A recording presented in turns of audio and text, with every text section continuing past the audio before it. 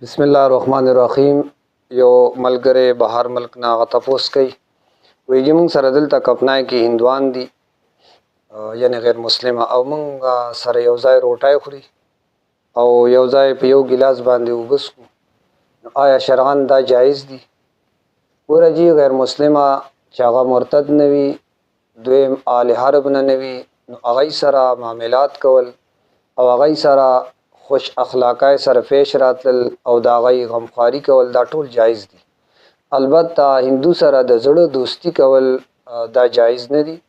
د غیر مسلمه د هندو جوټه غوم پاکره خو په دې شرط باندې چې هغه وخت هغه سنافاک سیز هغه نوي خړلې یا نوي سکلې لکه شراب یا خنزیر وخه وغیرہ. لہذا هندوانو سره خوراک کول جایز دي. ها د هندوانو مذهبي تقریباتو کې شرکت او بیا پاغې کې خوراک کول هغه جایز نه دي او هغه سره هندوانو سره د زړه دوستی ساتل دا جایز نه دي. باقی دا هغه لوخه استعمالول دا بالکل هغه جایز دي او د زړه دوستی ساتل ورسره نه دي پکار.